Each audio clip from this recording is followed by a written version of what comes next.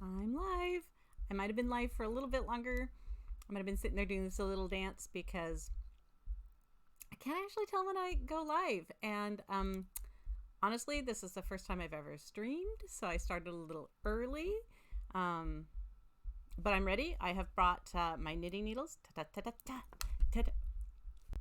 bumped my camera already. We're off to a good start here.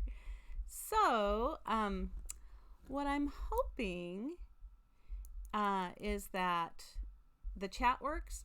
I have no idea. Never done it before. I'm hoping that the cameras work because I have only done those in like YouTube videos that I've recorded and then edited and stuck online. Edit out all my which I do a lot. But if you're coming here, I think there's just a few more minutes before it's actually 6 o'clock. I have no idea if anybody's going to show up. This might be just me doing a knitting video, in which case, welcome, welcome, welcome. Welcome to the knitting video. I am going to do a little project that I actually have on my needles right now. Well, not on my needles. If you look at them, there's nothing on them. Look how huge my hands are. It's like, there's me and then there's huge hands. Oh, hi. Who's that? Lone Jedi 70. Hello. Good to see you. It's nice to know somebody's here. So anyways, I set up 2 cameras. I'm hoping that it's going to work out. One of them likes to unplug a lot, so I don't know what I'm going to do about that. But what I'm going to knit is a gargoyle. This is Stone the Gargoyle from the Allie Beckstrom books. I'm not sure if he's the first toy I ever made a pattern for, maybe, but I had done a couple like Cthulhu cozies too, and I can't remember if I did those before or after Stone, but he is one of the very early toys I ever made a pattern for. And why I'm knitting him after all these many years is I've made a couple of them, but why I'm knitting him right now is because this terrific local guy who makes beautiful pins, his name is Brian Munson. He made me this gorgeous steampunk pin. I think I brought it. Hang on just a sec. I'll show you. Okay, hang on. I'm gonna put it up by my face cam first. Oop, here we go. So this is the pin. It is beautiful. Steampunk all the way, baby. Look at that thing. I love it. Oops, my camera's backwards. So let's see, how can you see this best? Maybe if I go back. Okay. It's just gorgeous. I take it to all of my signings now. It is my signing pin. And if you ever have been at a signing of mine, or if you ever go to a book that I've signed for you, this is the pin I'm using. And this was made by Brian Munson. He's on Facebook, and I think he's selling these pins. I'm not sure. He gave this one to me as a gift, which is people. It's so cool. So anyways, he made me another pin. So I told him, come on, I need to give you a little something in return because I really appreciated it. I said, I knit all sorts of ridiculous things. Is there anything you'd like me to knit for you? And he said stone. So I'm knitting a stony, which I haven't done for years. I have them partly knitted so far. I'll show you. Anybody want to see stony? Ready? Okay. Again, I think I'm going to have to put him up in this. Oh, he's only partly knitted, remember. Oh, wrong way. Oh, ooh. Ah, okay. So here's stone. Oop. Thank you. It is a pretty pin. I love it. Like, just couldn't have made a better pin for me. So anyways, here's Stony. He starts out as one piece. His little body and his head are all one piece knit in the round. Let's get his nose up here. Woo. Okay. So, you can see that some good little short row work there for his nose, which eventually I'm going to pinch little nostrils into, and his eyes will sit here. Woo, the other way there. And he'll have little ears. And then eventually he'll have little hands and little feet and little wings. And what I'm working on right now, since I've done the body part and the face part, is the wings. And it's good that I wrote the pattern down because I have not knitted this in a while and I couldn't remember how to do it. It's also good that I made my pattern free because otherwise I would have been buying my own pattern. So I do have the pattern with me here, and I thought I would do a different wing for this stone though, because I like the wing that I did in the pattern, but I wanted to try something new. So I have a new wing pattern. I'll show you. But first I want to ask, how's everybody doing? How are we holding up, people? Everybody got their cup of llama water? Don't want to go into any kind of pandemic without llama water. Llama cup with water. Is everybody holding up okay? Checking in with loved ones? I gotta tell you, I probably wouldn't live stream if things weren't quite so quite so how they are, I guess. Okay, so new wing. That's what I was saying. I'm going to do a new wing for Stony. So I'm going to show you the wing. This is, I'm going to put it down on the actual knit camera. Look how huge my hands are. That cracks me up. Okay, here is the new wing. I really like it.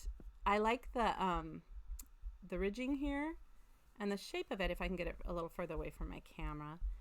Again, not the best setup for my camera. If I do this again, I'll look into a little better camera setup. But there you go. That gives you the idea. There's the wing. And I just thought this was so cool because it's all done flat, some short row work, and you get this great little, it's a dragon wing actually. It's from one of Alan Dart's patterns. And I love Alan Dart. I think he's a great toy maker. He was the reason. He was the first toy pattern that I saw that I thought, I need to pick up my knitting needles again. I haven't picked them up for whatever, decade or more. It's time for me to start knitting again because I must knit that gnome that he made, his Yuletide gnome. And I did. I was writing the first Allie Beckstrom book, and I told myself once I get it done, because I was writing it on this crazy tight deadline, for reasons that are ridiculous, things got lost in the mail, and by the time it was time for me to actually submit the book, I was on just, I think I had 4 weeks or 3 weeks to get it done. And I told myself that once I got it done, I was going to knit that gnome, Alan Dart's gnome. And so thank you, Alan Dart. You got me into toys again. We wouldn't have Stone if we didn't have Alan Dart gnomes. So, okay. So we're going to make a wing to match this wing. I made this last weekend, I think, when I had a little couple spare minutes. And we're going to follow the pattern, which I printed out. And it is for Alan Dart, it is a pattern of his that you purchase. So I'm not going to show the pattern because I think it's a great wing. And if you want to use that wing for anything that you're knitting that's wing worthy, I would say go ahead and get it. It's from his, I can't remember the name. It's a dragon pattern, one of his dragons. I think he's done more than one. And let's see, I am using, I'm going to tip my camera a little bit. I am using this gorgeous, beautiful, the camera's not picking it up, variegated yarn. It's gray, but it has like slight pink and slight blue in it. There, maybe you can see it there. Lovely and very nice to the touch. I love working with it. And I have some cubits needles. These are square. For anybody who's a non-knitter out there, this is unusual to have square needles. You know, they're usually round. But I saw these like 2 years ago or something, and I thought, I have to try that. So I got a pair, and I like them. I mean, what I like about them is when you create the loop around the needle, because they're square, there's this tiny little space between the needle and the thread that's easier to get the needle point in. And if you're a tight knitter, which I am, I'm very much a tight knitter, having just a little more room is nice. Okay, so let's see. My first row, it says I'm supposed to cast on 20 stitches. So we're going to do a just your basic long tail cast on, make a slip knot, and here we go. This isn't really intended to be a knitting video. I mean, I'm sitting here knitting. So it's a knitting video, but it's not like a how-to knitting video or anything like that. I thought it would just be something that I could talk about in between the quiet times of questions or whatever, or since I'm going to put this out after I stream, it's something that people can go back and look at and see how I knit the dragon or gargoyle wing. Excuse me, we're not in a dragon. So anyway, I am open for questions or comments or anything about whatever we want to talk about. If we want to talk about reading or writing or stories or characters or knitting or life in general, I'm on for it, people. I am here. So, what's up? Anybody got any questions? 1, 2,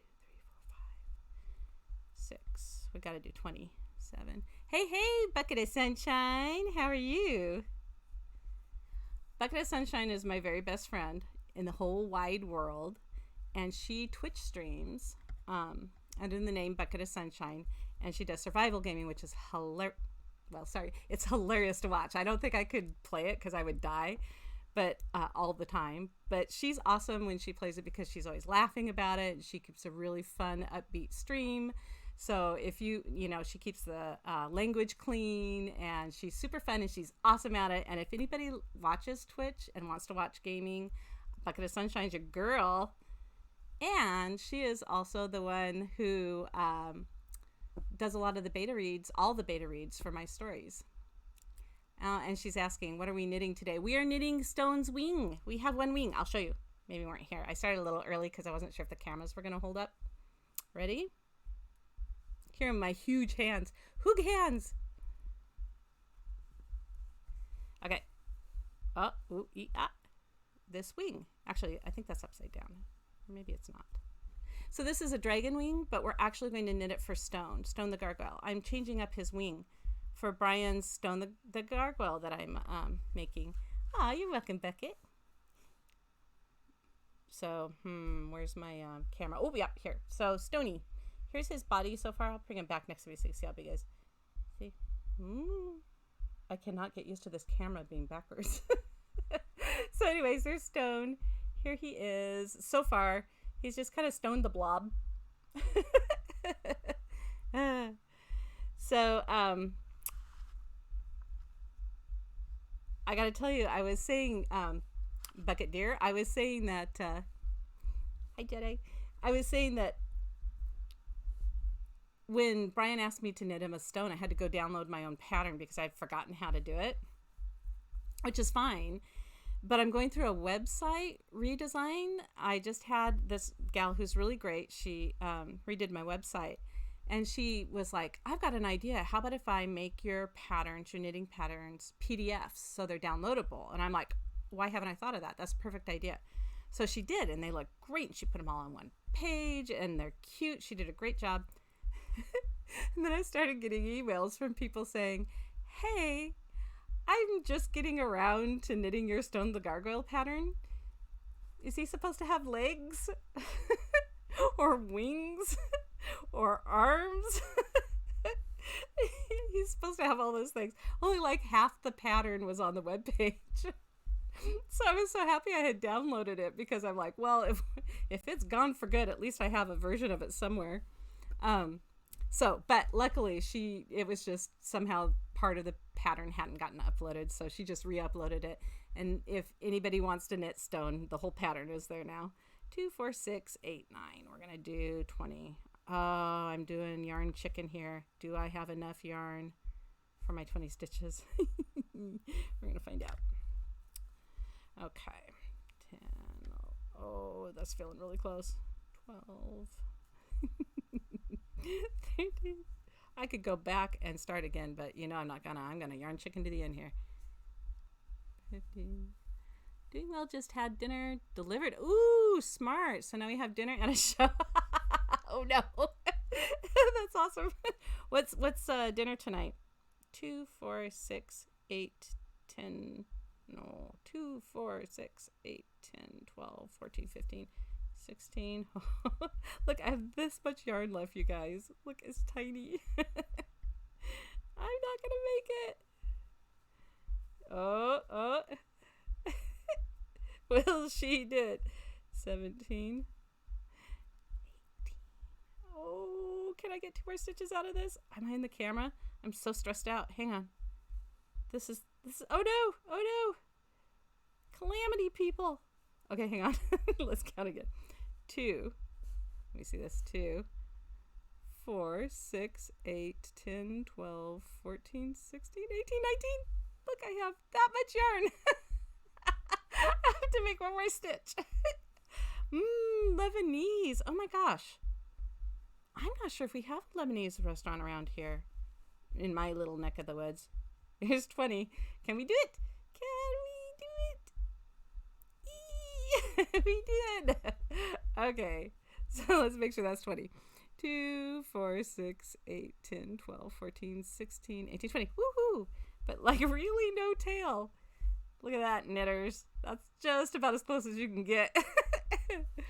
I know, it is sad when I don't have enough yarn for cast-ons. I usually just rip it out and go again, but sometimes I get really stubborn. I'm like, no, this is going to work. I just do it anyway. Okay. Oops, sorry. 20 stitches we're supposed to cast on, and then we are going to stocking at stitch for a couple rows, 2 rows. Okay, that's easy. So for knitters out there, you know what stocking at stitch is. If somebody hasn't knit, I think I need to switch my... Are those giant hands really distracting, or is that good? I gotta tell you, it looks weird from here because I can see my face and I can see my giant hands, and it's like, that is not the size my hands should be. Oh, come on. Like I said, I'm a tight knitter, so I cast on really tight. But anyways, if you haven't knit, stocking at stitch just basically means when you're knitting like I am, flat on just 2 needles, I'm not joining them in a circle or anything. It just means knit 2 rows. 1 row will be an up bumpy row, and 1 row will be a down bumpy row, basically. Oh no, wait, that's garter stitch. Derp. Stocking at stitch. I should knit 1 and I should purl 1. Because stocking at stitch is making your fabric smooth instead of the bumpy up row and bumpy down row. So we got it. We haven't made too many errors yet. Most of my knitting I end up ripping out about 3 times before before I actually get it right. I think it could be zoomed out a tiny bit just to see the bigger picture, but I also like this view, so whatever's working right now. Ooh, that's Bucket's suggestion. Well, I'm going to show you what I have my actual camera propped on so that we can see my fingers down here. You want to see this great tech? You ready? Hang on. I'm moving you. Okay, so this is a pencil holder that my brother and sister-in-law gave me recently, and we are... Oh, would you like to Bucket is asking if I'd like her to post me live in the Vagabond Monk page. Would you please? Yeah, that would be awesome. I hadn't thought about that. I just got on here. Anyway, so this is a pencil holder because I didn't have a camera stand. So we are jury rigging this sucker tonight, people. We're going to just get back to business. Behind the scenes, yeah. Here's the, hey, I said I would do a live stream, and then I have nothing set up for a live stream. You know, leap and build your wings on the way down, people. That's what we're doing. On top of the world. Exactly, on top of the world. It's a really cute little pin holder. And I'm doing some traveling. Well, not right now, obviously, but I'm doing some traveling with my that brother and sister-in-law, and we're having a lot of fun together. And so it's kind of a travel, like, hey, we're going to do more fun travels together. So it was a really sweet gift. Okay, so anyway, here we go. I have not even gotten through a row yet. I don't know what time it is, but this is some slow knitting, people. Okay, so we finally got 1 row done. Now we're going to do the next row in purl stitch because we are doing stockingette. We are not doing garter stitch. And this is, it's going to be the beginning part of the wing. We're doing literally this right here, this bottom part. Oops, wink. This bottom part of the wing. And we're gonna. There's 2 rows, but then you start doing this short row to get that V look there. I'll show you that. That's kind of, maybe that's the interesting part. I don't know. I did do some knitting videos on my YouTube channel. Bucket, I still haven't put up the one of the helmet that I did for you. Your I made her a headphone helmet. Headphone helm, I guess you would call it. I think it turned out pretty cool. It's an original pattern. I haven't seen anybody else ever try to do it. But basically, she plays a character on one of her survival games that's like a Viking girl. And I thought she should have that helm. Oh, look at that. I split that stitch. I'm going to just pick it up anyway. Tisk, tisk, Stefan, tisk, tisk. Anyway, I made her a Viking helmet that fits over her headphones so that when she plays the game, she can have this glorious headphone set. It is an awesome helmet. Oh, thanks. I think it turned out really cute. It has a unicorn on it. And I mean, I patterned it after what the character wears. So I would do it again. I would make another one for another character. But that's Don't Starve, right? And you're not playing that right now. Oops. You're doing Arc and Pixark and Subnautica. Is that what you're doing right now? I don't remember. I tried to tune in and watch Bucket. So if you want to catch me some other time, she usually streams Monday, Wednesday, and Friday. And I am usually, not always, but usually there in chatting up. So it's fun. I like it.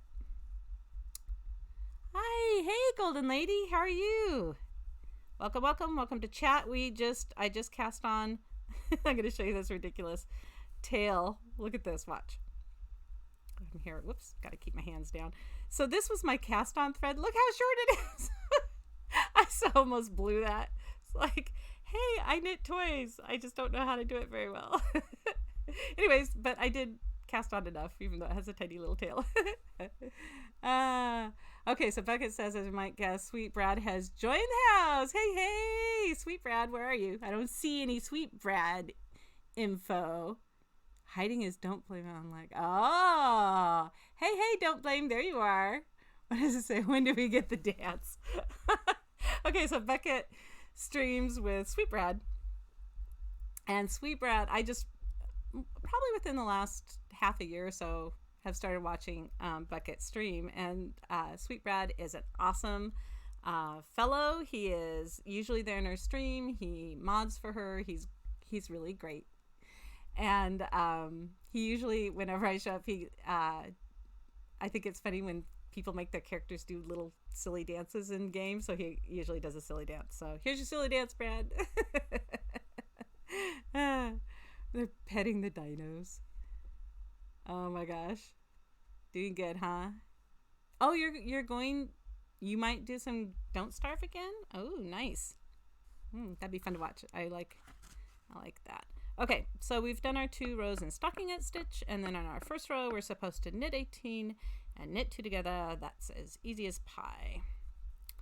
Oh, except I've got to keep my hands down. Here, hang on. I think I'm just leaning too far forward. I'm very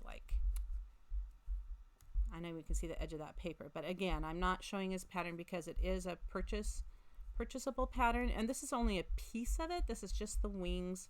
So I hope Alan Dart is okay. Alan Dart, that's who you want to go to get this pattern or other great patterns. Like I said, he was the one who got me into knitting toys again, or at all. I'd never knit toys before I tried his gnome pattern. And I was so hooked after that, I started making my own toys. So Alan Dart was my inspiration, which is pretty cool. Pretty cool. Don't blame, 10 out of 10 best moderator ever. That's true. Sweet Brad is the best moderator ever.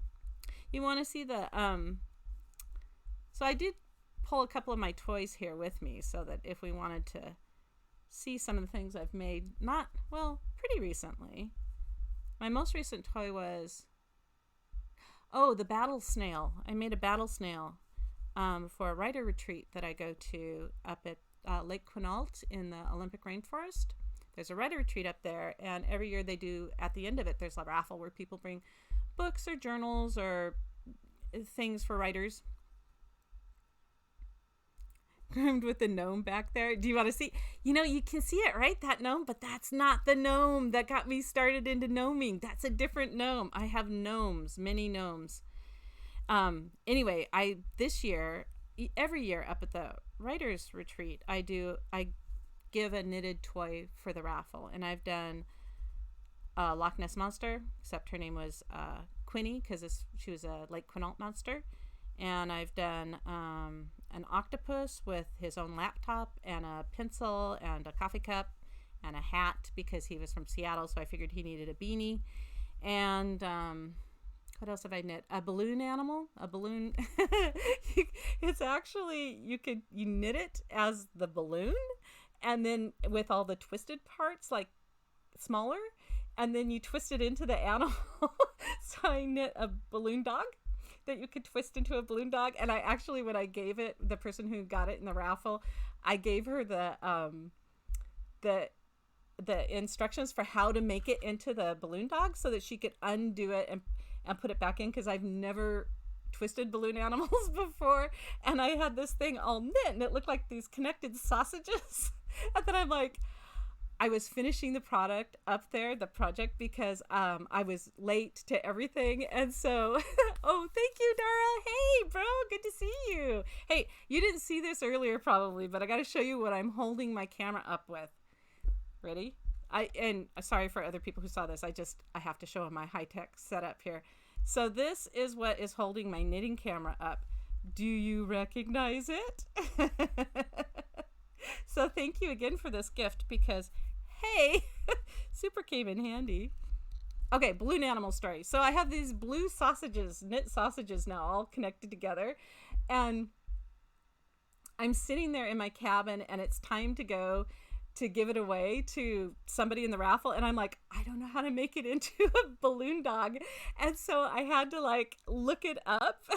And luckily on the sheet, she has, this is how you do it. It took me like 10 or 12 times to figure out how to actually twist it into a balloon animal. So hats off to all you balloon animal clowns out there, because that is way past my pay grade. I have no idea how to do that.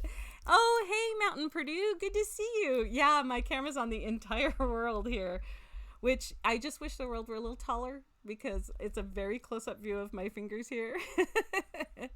Okay, so I was going to show you the... my most recent toy was the battle snail, but hello Lexart. I'm not much into knitting, but I wish you the best. Oh, thank you. So anyway, the most recent toy other than the battle snail that I made is this unicorn. Oh, and she is from my Ordinary Oregon books. Actually, she's from my last Ordinary Oregon book. That light is really washing her out. Girl, you should put some blush on. She is from my latest Ordinary Oregon book. This is Extel. This is my version of Extel, the demon unicorn. Not that she's demony or anything. She has a shiny horn. It has sparkles on it. Her hair also has sparkles. I don't know if you could tell. Yeah, there's sparkly hair. And she is also an original. There was no pattern for her. I wanted this kind of derfy kind of unicorn. I don't know. I wanted her to be a chonk. Just the total unit here. And so here she is. I was going to give her away, and I kept saying that in my knitting videos. Oh, I'm going to give her away. I have not done that yet. She's still mine. I might give her away eventually, but so many of my toys, I give them away, and then everybody's like, oh, I want to see your toys. When they come to the house, I'm like, I don't have them. But the first gnome from Alan Dart that got me into knitting again, back when I was writing the Allie Beckstrom books, like I said, on deadline, I promised myself after the Allie Beckstrom books I could knit this toy. This is an old story, but I'll say it one more time. I went out in a snowstorm looking for this pattern. Like, it rarely snows in Salem where I live. And I'm like, I have to have this pattern. Of course, none of the stores carried it because he's a designer from the UK. If I could have transported to the UK, I would have transported. I wanted that pattern so bad, but I ordered it in the mail because this is before they were available online. Before Ravelry was up and running, I think. And it came in the mail, and I immediately started knitting it. I was up to like 4 a.m. because I was just obsessed with this gnome. I have held her. She's amazing. Oh, the unicorn. She's heavy too. The unicorn, I made her into a doorstop, so that girl can hold her own. Okay, so where did I put it's ran behind me somewhere. Oh no, I hope I don't have all this lead up and then there's no gnome. Here he is. My very first knit toy, I think. Yeah, absolutely my first one, because this is not my very first design. This is actually my first knit toy. And I can see all of the errors in it. But, that's part of what makes it so amazing. And I think that sometimes when I go back and look at my books too, it's like, oh, I wish I had done something this way or that way. But it's a moment in time that's captured, right? It's a place where I was then and how I created at that point. And hopefully I will only continue to improve. And I think that's maybe most creative things. You start where you are, and then you keep growing and exploring and having fun, right? Getting better at it maybe, or getting different at it. Sometimes it's not about better, it's just about different. So I'm going to show you this gnome, and then I'm going to show you some of the things that aren't right with this gnome. Here he is. Ready? My favorite gnome in the world. Here he is. This is the guy. He's the one who got me into gnoming, knitting, and the whole bit. Whoop. Ooh, bring him back toward me. Okay, so he has little thumb hands, and he has little boots. Little boots. Kind of hard to get them all in there, but there he is. He's not very big. I had to go out and buy double pointed needles. I had never owned double pointed needles. I had to knit them on, I think, 3s or 5s, pretty small, and I had only done knitting on large needles. I had never knit in the round. I had to knit in the round. There's short rows. I had never done short rows. I had done knitting and purling, and that's all I'd done. And oh, thanks. Oh, let's see. Love him. Thank you. So I'm going to show you some of the things that are wrong with him, though. Like, look at this. This is a great gnome. He's super terrific. He's got a place in my heart. But if you look at his hat, that should be a smooth hat. And that is not. There's some knitting going on. There's some purling going on. It's all crookedy. It actually is not how the hat is in the pattern. But I didn't know how to do it any other way. And I was just so happy that it turned out as close as it could be so that it still looked like a hat. The nose is a beautiful nose, and I have used noses like that for other toys because beautiful nose. The beard, of course, was the first time I'd ever used fun fur. We're going to turn around and look at his back here. He is all in pearl stitch back there. I'm pretty sure that should have been stockinette stitch, and I did it inside out. It's possible I have his underwear on inside out there. His legs, I think, are in pretty good shape. The boots were fun because they do knit for the top of the boot, and then they have that cute little textured pearl on the bottom. So, you can see his seam where I sewed him or did something going on there. I don't even know what that business is. But even with all of that, I love this guy. And I don't know, it's just one of those things that you got to celebrate your beginnings, right? And I'm glad that I kept him. And yeah, I've made a lot of those kinds of gnomes, Alan Dart gnomes. Had a nephew who was into Warcraft for a while. Love the salt and pepper beard. That's how mine goes now. Oh, nice. Well, this gnome, yeah. There you go. That's what you'd look like as a gnome. So, Bucket, have you been on after the update? Ooh, what are we talking about? Things going on over there on old Twitch land? Anyway, so I did make some more of those gnomes. I had, my kid for a little while was into World of Warcraft, and I made him a gnome from World of Warcraft off of that pattern. The glasses and the goggles and the whole bit. Kind of free-handed, modified. Okay, next row I'm supposed to purl, and then we're going to do a yarn in front. So purl your, if anybody's interested in knitting, your yarn is always supposed to be in the front of the needle when you do purling, which basically means here, whereas knitting it would be in the back of the needle. Purling in the front of the needle. What's going on? The cookery hat is the best part. Man, it's a mess, isn't it? But come on, it's like, yeah, that's his style. And I'm not actually sure I could even replicate that. Like, that is some mess. But I gotta tell you, when I was knitting it, I was sitting in the kitchen in front of a tiny TV late at night. I think it was like, I was always getting to knitting like at 3 or 4 in the morning. It was ridiculous. And I was all curled up and hunched over my needles and knitting as hard as I could. And, you know, when I followed the pattern and suddenly it started looking like a shoe, I'd be like, oh, it was just magic. It was magic. And when the hat turned out close to a hat, I was so excited. Okay, I'm supposed to purl 15. 2, 4, 5. That's nowhere near 15. 6, 7, 8, 9, 10, 11. Oops, come on, 11. 12. 13. I feel like I'm knitting super slow. I'm trying to stay in camera, and that's kind of making me knit slow. There's our 15. No more again. What are you saying, Mountain Purdue, for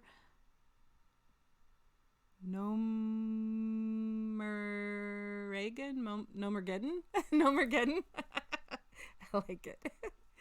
It's a masterpiece. Aw, good lady. I love that. That's what I'm going to call it from now on.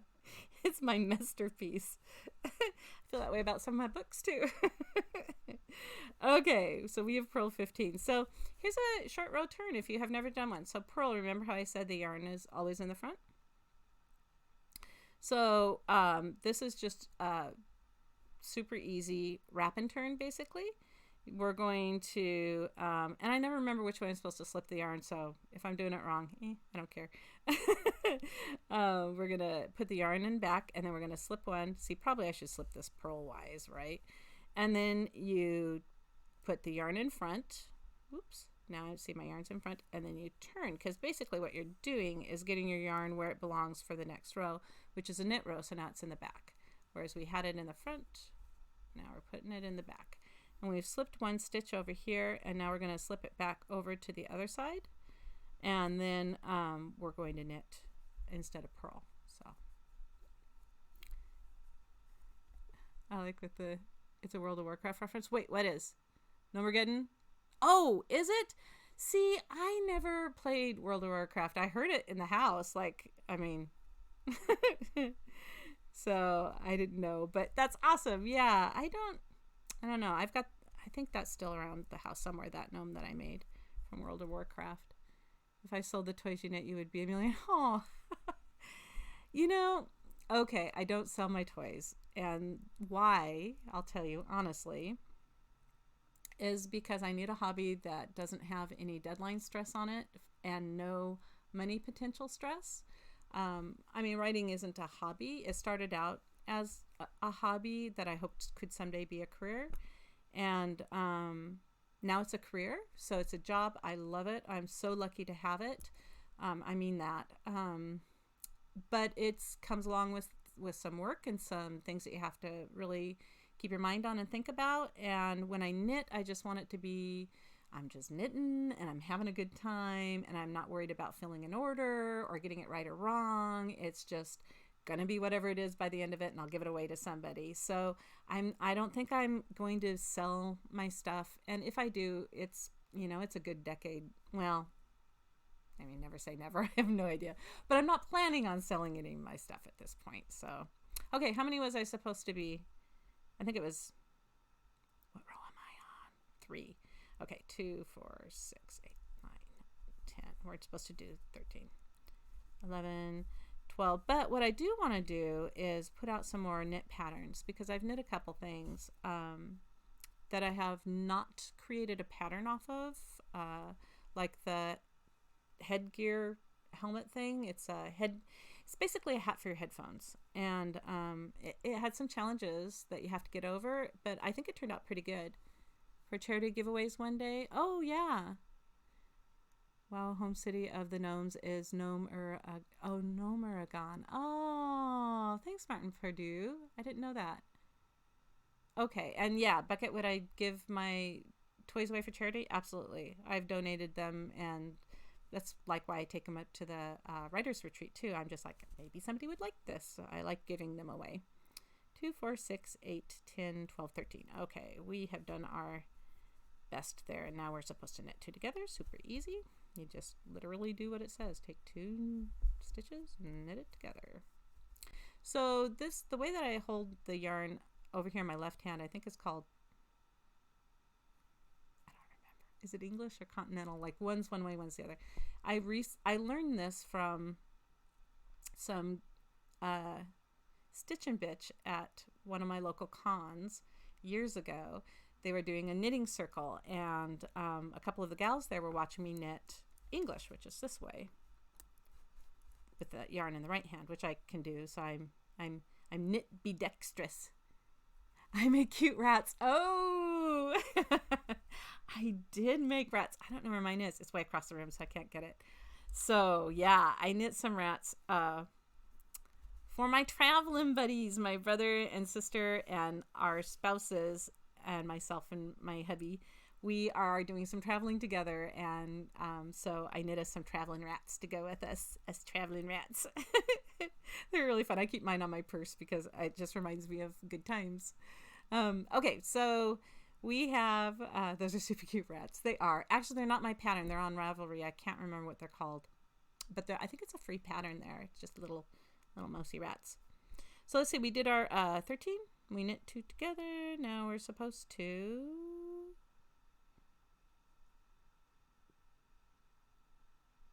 No. 1, 2, 3, 4. Slipped one. Oh, I know. I'm talking and not paying attention to the pattern. Derpy derp.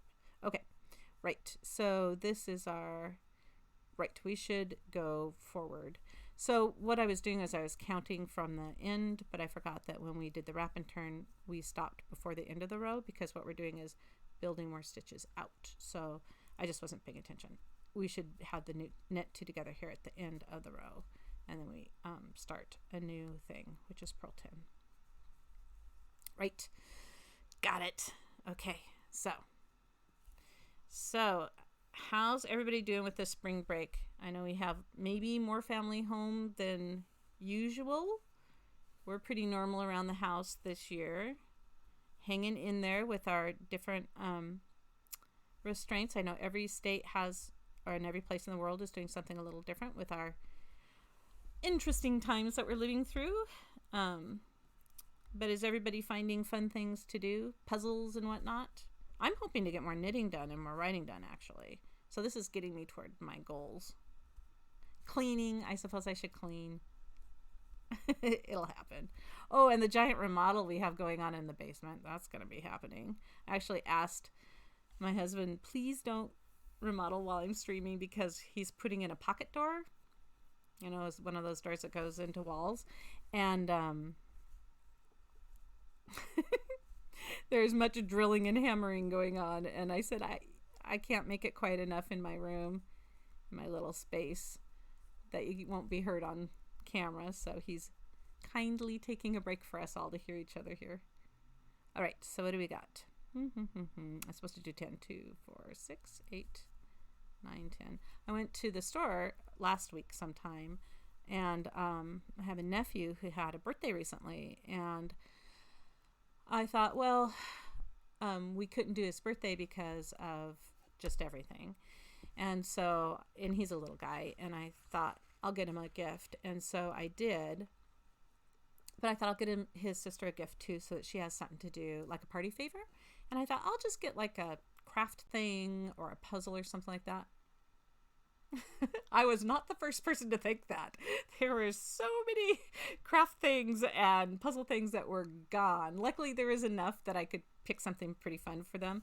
But yeah, yowza. People were on it to find things for their kids to do, which is pretty great, actually. Oh, Darrell, so much remodeling. Ah, I know. Hey, do you have your? I know your tub got approved, right? They're putting in a living space in the basement, like we are, and so they're working on the bathroom area, right? I was working on our bathroom area today too, and I like a fun bathroom, and I don't mind going for a wacko bathroom. And so we know who's going to be renting this space out from us or living in that space is our son. And so we were talking to him about just like the teepee picked over at the stores. Yeah, just crazy. But I wasn't expecting, I should have, but I wasn't expecting like ABC books and coloring books and craft projects to be gone. But it makes sense because the kids are not only on spring break just regularly, but they're also out of school for a while. So it was smart of the parents to grab what they could. And there was still enough behind that, like I said, I could get her something nice that she could use. Little coloring thing. Anyway, I was down in the bathroom working on the bathroom because we are making not your regular bathroom. No, people. No. We are doing okay. We are doing Super Mario Brothers bathroom.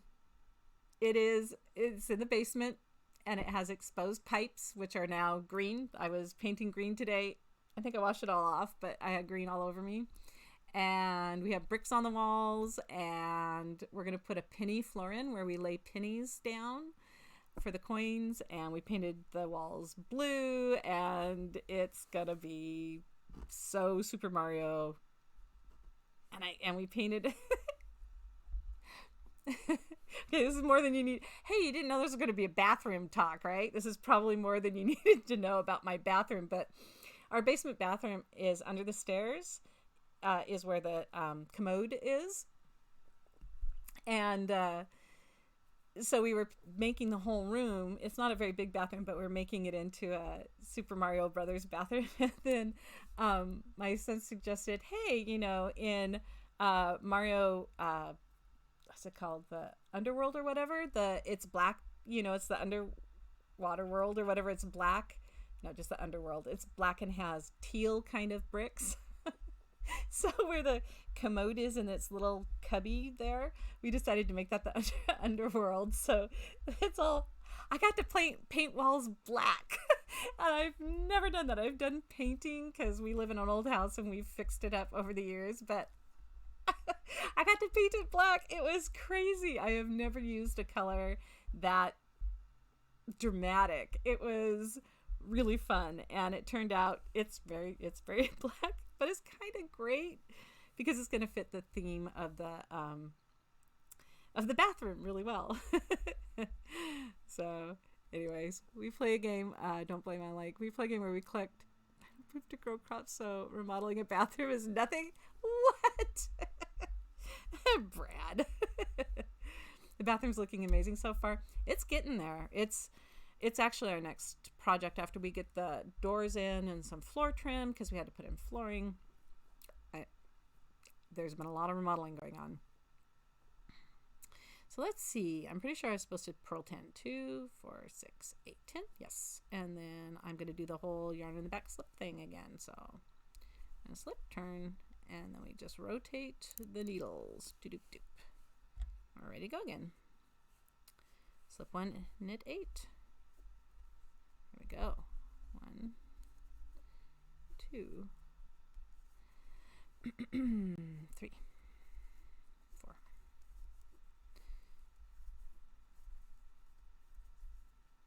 7. 8. There we go. And then we knit 2 together. Oh, well, see, and we're here at the end, so that makes sense. We're just following that same pattern, yeah? Decreasing on the outer edge. It's going to make our triangle look. Yep. Looking good. It's looking real good. Okay. And then we're going to purl 4. So we're starting off with a purl row. It's looking amazing so far. Thank you. Thank you. Thank you. Hopefully it'll look like the other wing and we'll have a two-winged gargoyle. Now I don't know how long to stream tonight, and I am more than happy to go for a little while, or also to stop when everybody has other things they want to do instead of listen to me laugh about my bathroom choices. But I was hoping to get through the wing was kind of my goal, because then I will have two wings. And Brian, I am working on it. I really am, I promise. If you're here or if you come and look at this video, I really am working on the gargoyle.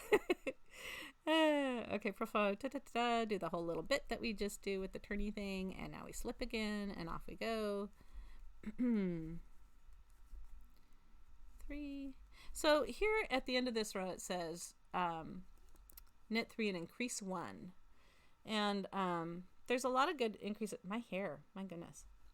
By the way, my hair's not usually silver or gray, but I've been doing fun colors in my hair. I was pink for a while, little pink streaks, and then I did lavender, and then I was trying to let it fade out so I could go to a more natural colored hair, like brown with, my hair's usually brown with little blonde streaks or something, because there's a family event that was coming up.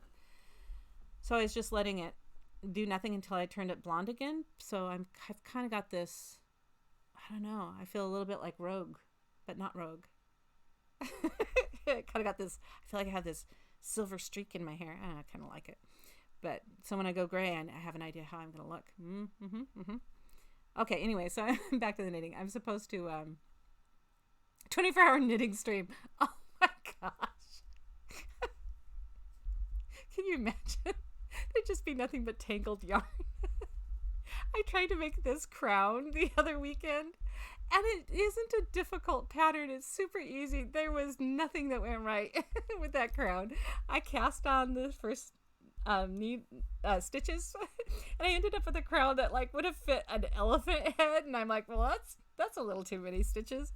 And so then I made less stitches, and then it was like this big around, this tiny little crown. I'm like, okay, you have no idea how to knit a crown, Devon. Just admit it and move on. I'm gonna try it again. I'm gonna do it.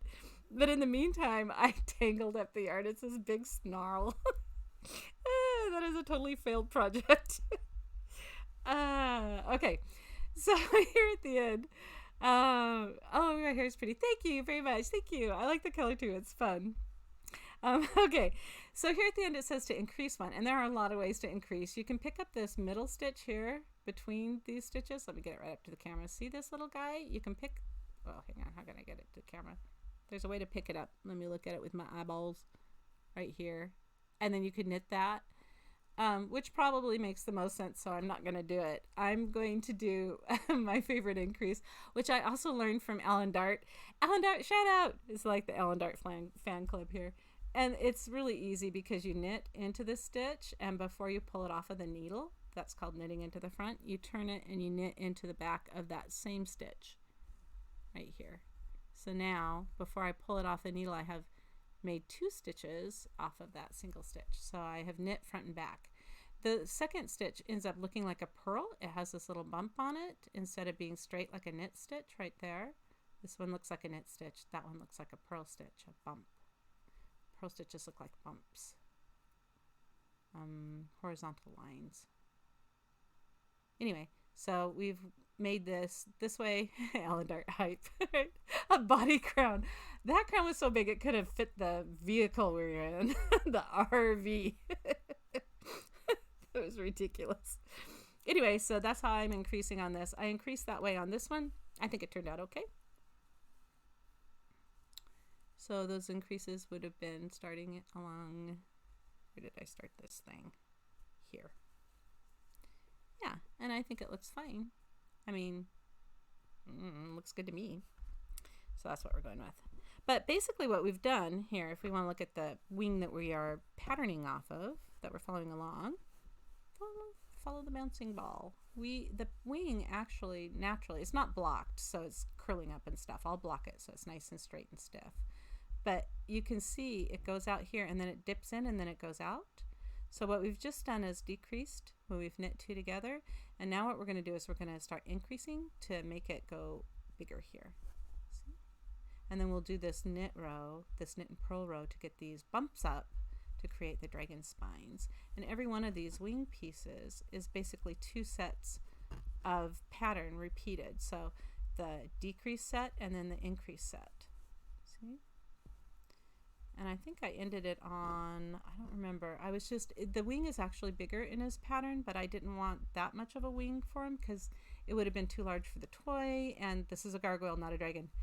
The gargoyle people. So, so I did stop before his pattern actually stops. There are more repeats. So such a great wing pattern. It is a great wing pattern. I know this sounds silly, but when people come up with a great idea in knitting something like this is, I think, a great dragon wing pattern. You really want to do it because there are other ways to make wings, but this one looks good, looks really good, and it's easy. So now that I've said that, I'll totally mess it up. It's easy except for the fact that I'll have to pull it all out. But anyway, so here's our wing, and we're seeing we just did that decrease part. Now we're going to go up. Start making some more stitches. Stitch it all. So I am working on Hell Spells, which is book 6 of the Ordinary Magic series. Kind of hard to, there's 3 books at the beginning of this series. Death and Relaxation. I should know my own books. Devils and Details and Gods and Ends, and that's Delaney's the main character, and those are the first 3 books.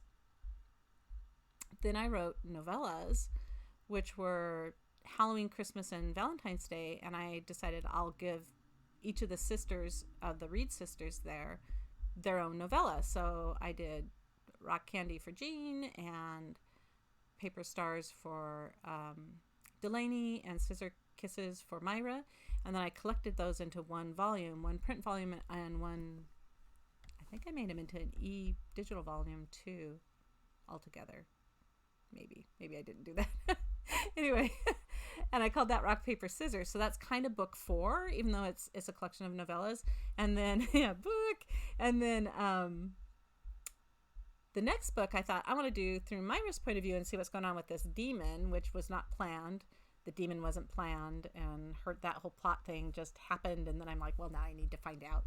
So I wrote Myra's book, which was Diamond Demon, and that Diamond Demon? Yeah. And yes. My own titles. And that book came out, so 3 books, the collection for her book's 5. So this book is 6, and it starts another 3-book set, basically. Not novellas, full chunky books. And it starts another 3 books from Delaney's point of view. I think we're going to stick with Delaney because we have some things that we need to figure out that are going to happen to Ordinary, that we need her to be the one who figures this stuff out. So I'm just almost done with the draft of it. I had hoped to get the draft done by the end of February, but some things kind of went down. Not terrible things, but like I just didn't get the words that I wanted to get in January. And so February I was playing catch up, and March I'm playing extra catch up. And but I got a lot of words written at the writer's retreat. I wrote 40,000, 45,000. I wrote 30,000 words in 33,000 words in 3 days, and then but I had gone up there 2 days early, so I wrote 40,000 words in 5 days or something. I got many words written, and that really helped. That got the book back on track and got us going forward. And then when I mapped out the next half of the book, because I had outlined it and it was going along fine, and then I'm like, I think I need to see where the rest is going. Is it still mapping with what I've written? I realized I have quite a bit of book left to cover, and I don't know if this book is going to turn out longer than I expected, or if these events are going to be more compressed than I thought, and I won't know until I start writing. So I think I should be able to get it done by the end of March. That's the goal. That's the draft. That's not publishing it. That's just the draft. And then such an amazing amount of words. That's a lot of words in a short amount of time. There's something great about the Lake Quinault, the Rainforest Writers Retreat is what it's called. It's put on by the amazing Patrick Swinson, who is the editor of Fairwood Press that put out my short story collection. And he was one of the first editors to take a risk on me when I was a very young writer and I was writing short fiction. And he published my short fiction in his magazine called Tailbones. And it was wonderful to have that experience with him, and he's a great guy, and he puts on this great writing retreat, and so yeah, yay for words. So anyways, back to the book. I'm hoping to get it out by the end of April. That's my goal. I'm staying on target. I'm locked on target, but life is a little wobbly right now, just in general. And so I'm giving a little grace that I might not get it out until maybe early May, but I am still aiming for the end of April. So that's where we're at on Hell's Spells. And I was going to put an excerpt out with it. I had it all ready. I had picked out the little excerpt to put on like Twitter and Facebook and stuff. And it's a funny scene because I'll give you a little insider information on the book. In this book, Death, who's Than is what he goes by in Ordinary, he catches a head cold, and I think it's hilarious. Death with a cold. And so I had done a part of the scene where he's like being miserable because I think it was funny. But then like everything that's happening in the world happened, and I thought maybe I need to not really out of context put that scene out there because maybe people think I'm making light of more serious things, and I didn't want to upset anybody, so I went ahead and just nixed it, and I'm like, I won't put that out. I could just read it. I don't have it on me, but yeah, I've thought about that, just reading some of the works in progress. It's my works in progress are a little abysmal. They're kind of rough, people, but yeah, it's a pretty cute scene. And what I'm going to do, I think, is put it out, either read it like you said, or put it out in a larger chunk so you can see the context better. I think just the shortened space that Twitter allows just didn't feel appropriate, and I went with my gut on that. So I can share another part too of the book, a shortened part that wouldn't make me feel funny about that. But anyway, it was a fun part of the book to write because I wasn't expecting it. I knew that I know some things that are going to happen in the book when I outline, but every once in a while I'll just fall on a scene that's just I'll just giggle my way through it because it wasn't planned, and I have just as much fun writing it as hopefully somebody has reading it. But would still be fun. The putting the scene out there. Yeah, I will put it out there because it is a good thing, but I want to be sensitive to where we're at the current time.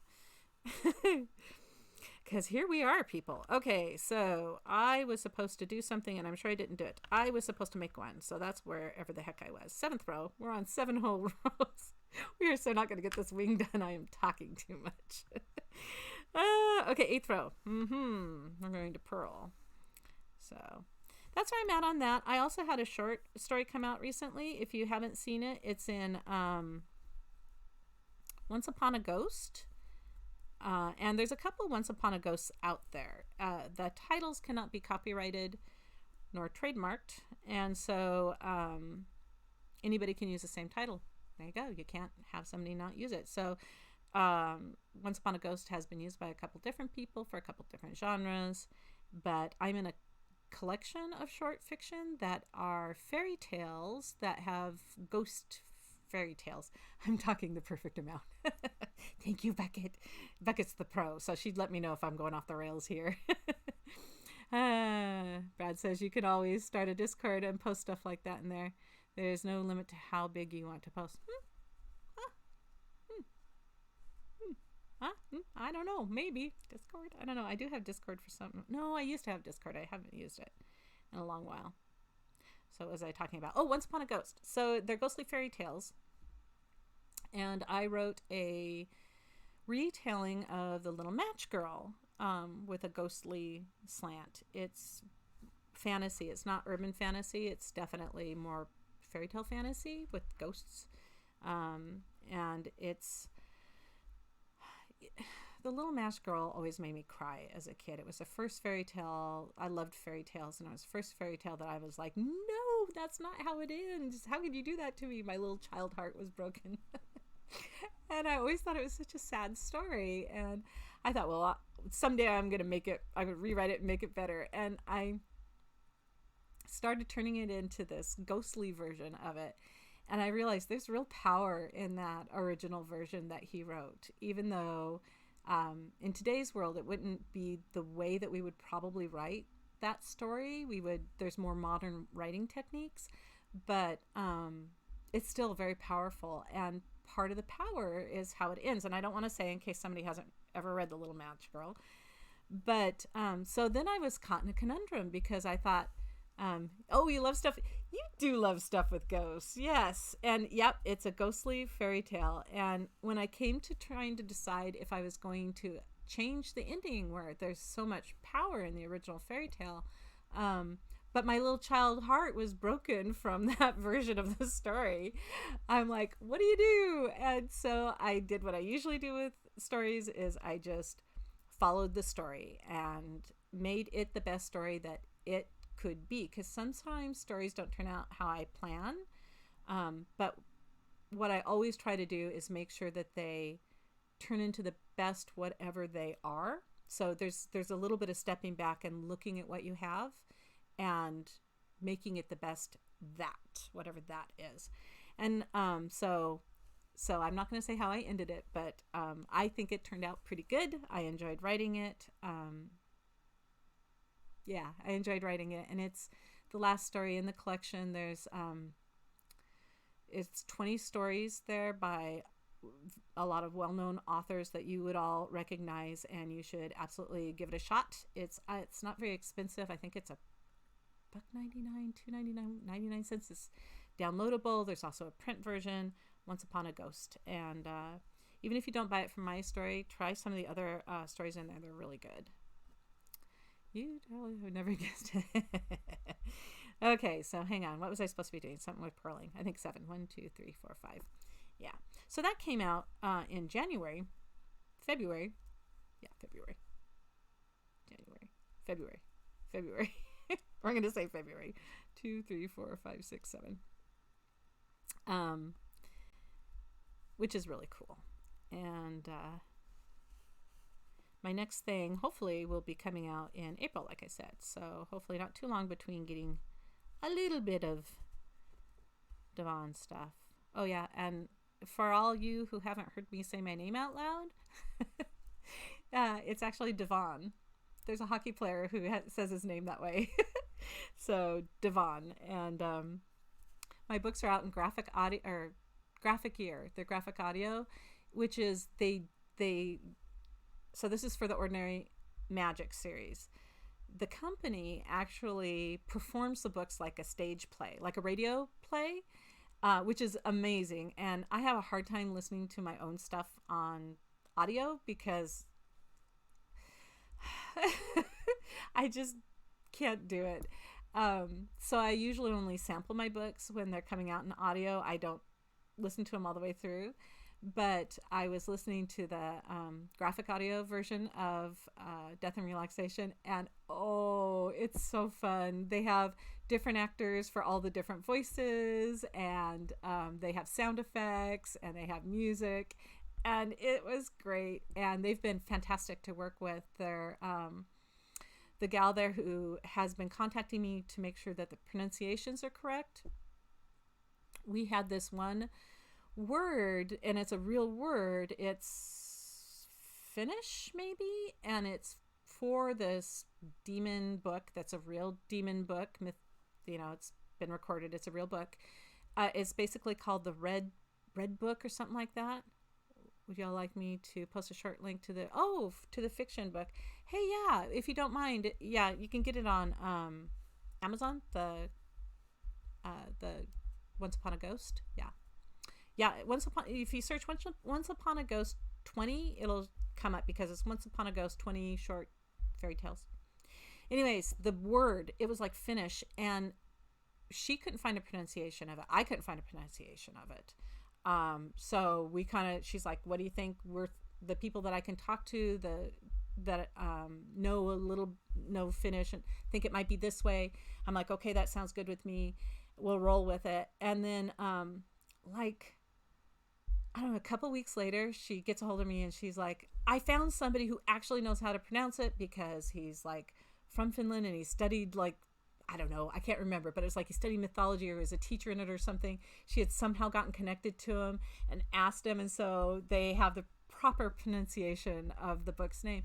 And I just thought that is above and beyond people. They are making sure that they deliver quality products. So graphic gear, I think it's called graphic audio. I get their company name wrong, but it's not because I don't love them. It's just because I'm very forgetful, but just terrific. And so if you like listening to things on tape, I love that. That's my favorite way so far I've heard my stuff. Okay, 2, 4, 6, 9, 10. What am I doing here? I slipped one, I flipped it around, slip and flip, and now we're going to knit 6. And then we should be at the end of this row. So let's see if we do it. 3, 4, 5, ooh, 6. Yes, there we are at the end. And we're going to do what we did last time, which is increase, because we're going out. We're making more instead of less. Instead of knitting together, we're going to, knit into the front and back there. Okay, that's good.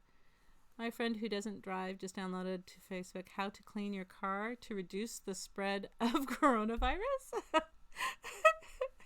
I have to allow extra time for her to clean my car if I need to take her anywhere. Safety first. That's awesome. Yeah, so far I haven't Lysoled myself to into a coma yet.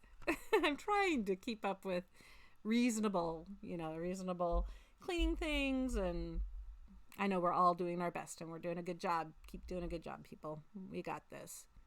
Okay, now I'm going to purl 13. Yeah, I have done some we luckily, and this is just, it's kind of sheer luck. Last year, so I live in the Pacific Northwest and we have volcanoes. Hey, we have volcanoes. Also, we are way overdue for a giant earthquake that should shear off part of the continental shelf. Yay. So we've kind of been ignoring that. I mean, I remember when Mount St. Helens erupted, I was out in a field. And so Washington is a state above Oregon. I mean, you all know this, but I was down here in Oregon, south of Portland, and walking out in the field, and all of a sudden I thought it was, I didn't know what was happening. I wasn't sure if it was snow, but as I was walking through the grass, as my feet were kicking the grass, I thought it was like dust or smoke was coming up off of the grass because it was pretty tall grass. And I'm like, and the sky had gone kind of darker. And that was the ash fallout from Mount St. Helens, which is a state away from us. I mean, we definitely got, Washington got covered feet and feet of ash, but we definitely got the ash fallout. So, I mean, it's not like I don't know we have volcanoes that blow up occasionally. But I remember when it snowed. Ash at your house, yeah. Ash at your house, yeah. Anyway, in January of this year, so fast forward quite a lot to now. Yes, Ash, remember it too, do you? Yeah, right? Crazy. So, yeah, it sticks with you. And I mean, other people have been through volcanic events, but that was the one and only for me, and hopefully maybe the one and only ever for me. But I finished on my car with glass hitting your car paint. Yeah, right.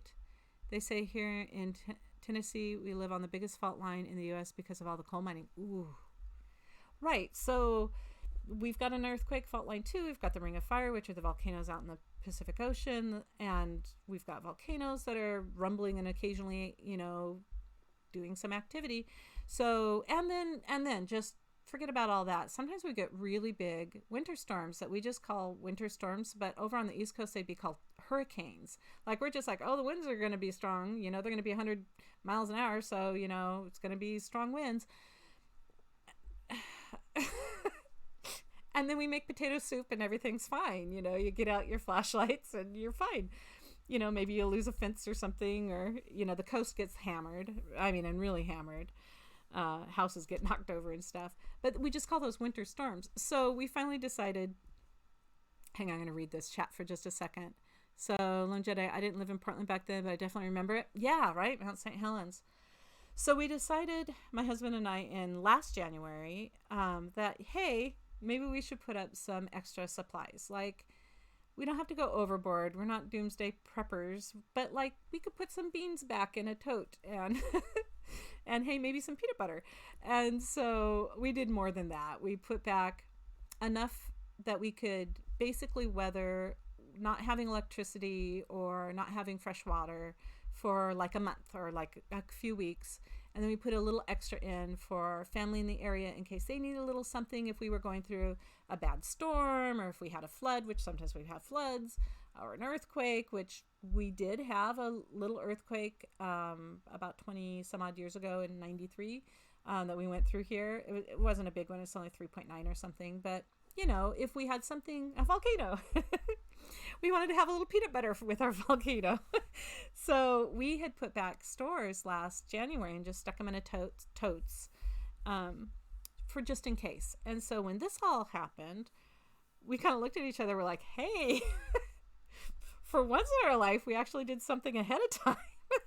And so we were pretty well provisioned for, they're saying don't go out as much right now where we're at. They're not saying you can't go out and get food, but they're saying if you don't have to, please don't. So I'm trying really hard not to go out and buy chocolate because like we don't keep it in the house and it wasn't in the provisions, and now I'm super sad. Thank you. Your house would be the first place I would go to. Oh yeah. Hey, Bucket of Sunshine, you would absolutely be welcome to come up here. And actually, if you need anything, let us know. We can drop it off at your doorstep too. And make sure that everybody has a little bit. So, but we felt really lucky that we thought about it in time. And I know not everybody has the space for that or the time for that or the money for that. But for once in our life, we were ahead of the curve on something. Now I can't remember where I am. I think I was knitting 13 or purling 13, 2, 4, 6, 8, 10, 11, 12, 13. I don't know what time it is, but I imagine it's getting on there. Oh my gosh, it's 7:14. Oh, I've been doing this for an hour and 15 minutes. That's my little happy dance because I have never live streamed before and I'm amazed I've made it this far. Y'all, something should have broken down between this last hour and 15 minutes. I should have had a camera explode or something with my luck. Note to self, I'm going to put a little teepee back now. Right? Yeah, we actually have some put back. So if you need some, we're right over here. It was weird when we made a list of like, what do you need in, like, if your house falls down, because like if it was a storm or an earthquake, what would you need? And so we went through a lot of kind of guessing, but we knew toilet paper would be something we'd have to have. TP was going to be the hot commodity. Oh, thank you. We knew we would need some like TP and also like soap and toothpaste and fresh toothbrushes and a little bit of medicine like aspirin, Band-Aids, just regular kind of stuff. And then like dry goods, food that we would eat, because we figured every year we'd just like, oh, it's time to take the tuna out of there and eat that tuna and put new tuna in it and just kind of do a rotation with what we have in stores. So when we bought our tuna, we'd put it back in the totes instead of eating that tuna. We'd eat the older can of tuna. So we were trying not to buy stuff that we will never eat. Like, I don't know. He eats sardines. I think they're disgusting. But like, whatever we don't usually eat, we didn't want to stick back there in the totes and then be stuck with, like, somebody was saying that they had provisioned up on a bunch of like quinoa, but they'd never used quinoa before, and so they weren't even sure if what they were going to do with all this like 5 pounds of quinoa they were going to have to eat. And I'm like, well, I don't want to do that. I don't want to end up with like 5 pounds of, I don't know, something I don't eat. So a dance.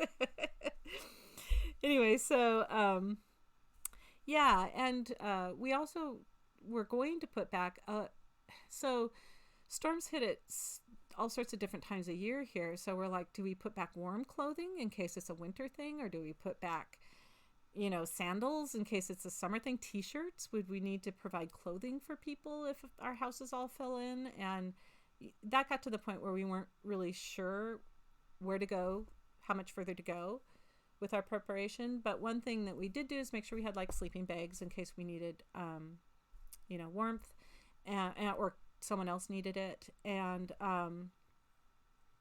yeah, I think we did pretty good. We hats, I don't know if we put back hats or anything, but we did not put back the amount of toilet paper that some people are disaster prepping for here. We put back some, but we didn't go load up every cart and drag them through the store. Okay, I'm going to get to the end of this. And so there's 12 rows in this repeating pattern, and I am on row 10. So I'm going to do 2 more rows, and then I'm going to wrap this up. So knowing me, that'll take me like 45 minutes to get through 2 rows. But if you have a question or anything you want to chat about or whatever, now would be a good time to say something in stream, and we can chat that up before I disappear forever. I'm hoping that's 13. Oh, we started at the beginning of this row, so I can actually count it. 2, 4, 6, 8, 10, 12, 13. It is 13. Woohoo! Right in the back. Slip one. Do the turning around. Oops. Okay. And then we slip it again, slipping it knitwise.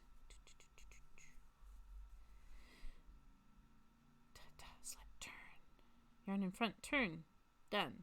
Slip one, got it. Knit 12, can do. 1, down here on the camera. 2, 3, 4. Do you want one of my 200 cases of TP?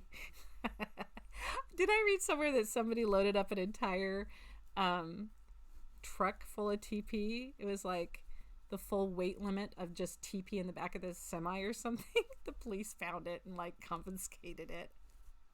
Why? Anybody out there who watches Supernatural, I don't know if you're a Supernatural fan, but I started watching it late. It had been on for several years before I got to it. So I caught it on Netflix and then got hooked because it's a story of brothers and you don't see that often on TV, and I loved it. And going around selling TP on the down low. And there's an episode in there. I hope I'm not. This doesn't really give anything away, but there's a kind of a post-apocalyptic episode. It's a alternate timeline sort of thing, and in it, one of the characters is like, "You're from the past. Hoard TP. Hoard all the TP. It's like gold now. You just." Warehouses of TP, and I just keep thinking of that right now. It's like gold. TP, hoard it. Like, why TP? Why not water or dry goods if you're going to plan that far out? Stocked up on pet food. Don't want 2 angry cats and a dog and a pair of angry animals. Oh no. Also litter. Smart. Yeah, we actually didn't think about pet food. That's one of the things we didn't have back in our stores. Oops. And so we quickly fix that because we have a El Doggo, our crazy dog who thinks she's a cat. But we made sure that she has enough food for the next month, couple weeks or month here with us in case we have to really stay inside. What was I doing? I was doing this last one, knit 12, and then I was going to increase 1. So we know that goes to the end of the row because that's the way this pattern works. Let's get there, people. We've only got 1 more stitch here. And then we are 1 more row, and then we're done. Here's our knit front. Here's our knit into the back of the same stitch and pull that sucker off. Boop boop. All right, yo. Good plan. Keep the pets happy. Yeah, I mean, and I know we could make food for all of our pets if we had to. There's rice and different things that we could do for them, but it's nice to have what they're used to. Okay, so this, when you're knitting, just to give you a visual, this is stockinette stitch because it's smooth and it's all little V's all going in a row. The back side of it, like where I screwed up on the gnome, is kind of bumpy. This is the purl side of it. It's all bumps. V's on this side, V, V, V, bumps on that side. So usually when you're on the V side, the knit side, you knit because these are knit stitches. And then usually when you're on the bump side, you purl because these are purl stitches. But we're going to make that, that spine in the wing that I like so much in this pattern that I keep like being like, oh, I love this spine. And that's this right here. So if we look at this wing that I have knitted, these are all smooth stitches, V, V, V, V, V. And then there's this bumpy spine. And if we look at the back, these are all of our bumpy purl stitches. And it's hard to see on camera, but there's actually kind of this hole. There's a trough right here. It's hard to see, but it's the opposite side of this because basically knit stitches recede and purl stitches lift. Okay, so where did the word purl come from? I have no idea. I've never looked that up. Somebody look that up. That's a good question. I don't even know where knit came from. So we're going to make this right here on our working part of the project. This is our smooth edge. So instead of doing a knit stitch or knit stitches, which would make it more smooth edge, snooze. See, this is as long as I can stream that I can't talk. So instead of making more smooth stitches, we're going to do all a row of purl stitches, and that's going to create that bump, that raised edge. That's the spiny dragon wing. So I know it's not exciting to actually see on screen probably, but I'm super excited because I get to make this spiny dragon wing. So I'm ready to start knitting and my needles are in the right position and the purl side is toward me. This is called the wrong side of the work. The wrong side is toward me. And the knitting part is called the right side, and I don't know why knitting is right and purling is wrong, but there you go. So normally I would purl this, but we're going to knit it to create that bump, that spine. So we just knit to the end here, and we should have 20 stitches if I didn't lose anything. And I remembered to make all the right ones. A purl is from the obsolete Scots word purl, P-I-R-L, which means a twist. It was applied in the 16th century to a thread or cord made of twisted gold or silver wire that was used for embroidery. Ah, y'alls, that's very cool. I did not know that. Thank you, Bucket of Sunshine. Thank you, Google. Okay, we're almost at the end here. We're just knitting along, trying to read while we knit at the same time. Which sometimes I can do, not necessarily on camera. Okay, so we're going to call it a night, my dear friends. We are almost there. These are our last little stitches. I'm going to count them, though, to make sure that I ended up with 20. Hopefully I cast on 20 to begin with. I'm pretty sure. I double-checked. I usually do. Okay, ready-o? That's it. Okay, let's take a look at that. Ooh, so you may not be able to see it, but see that ridge? That's that ridge. We just made a ridge. Okay, let's see if we've got 20. Totally didn't know it was Scottish. Neither did I. 2, 4, 6, 8, 10, 12, 14, 16. Wait. No. 2, 4, 6, 8, 10, 12, 14, 16, 18, 19. I only have 19 stitches. Awesome. I love it. You know, I think what I did is I forgot to increase one on the end down here. No, that looks like an increase. Is Brian watching this? No, Brian's not watching this. He's never going to know. No, he's never going to know.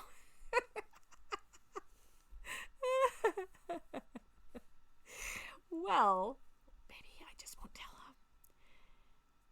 him. You know, I'm probably not going to go back and fix that. I think I'm just going to fly with it. Rebel. Or who knows, I might rip it out and then just redo these last 2 rows. I'm just off by 1 stitch, which it's got to be the increase one on the end, and that's just 2 rows back. So if I'm feeling frisky, I'll fix it. If I'm not, he's never gonna know, and it's gonna look good. So, okay, a mostly successful knitting thing, except I screwed up there at the end, and and I'm gonna have to do some repair work, or not. Maybe I won't. So yeah, 1920, whatever it takes. No kidding. One of the great things. Okay, you saw the gnome. You saw the gnome of failure. The masterpiece still looks like a gnome. It doesn't matter if he's a complete mess. He's still cute. So maybe we're just gonna have a messed up wing. Only 23 more hours to go. Streamer, you got this. Oh, love the stories. Oh, hey, girl. Good to see you, Deanne.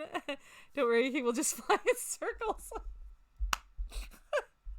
Can you imagine this big stone creature with one wing ramming into buildings? Yeah, maybe. So, okay. That's it. We are at the end of the stream. We have had a relatively good knitting experience. I'm not sure. Next time, I think I would definitely raise the camera higher so my hands aren't huge. Look at this. My mammoth, gianty, manly hands. That was fun. Good to see you tomorrow, guys. Nice. It's good to see you too. Okay, so I think I'm done. I'm going to go ahead and wind this down. I love you doing this. Oh, thanks, Dion. And I will make this video available, although it's like a stinking long and a hour and a half long. So I don't know if that's a long video, but maybe I'll put it up online. I don't know, maybe I won't, but thank you for being here for the live stream. I really appreciate you all, and I hope you're finding little moments of joy in every day. Keep going, whatever you're doing, just breathe, keep going, you'll get there. I believe in you, and until I see you again, it's been wonderful to have you here. So talk to you soon. Let me know if you want me to do a stream again, and I'll see if I could do something like this or something more successful. Okay, we'll talk to you all later. Mwah. See you.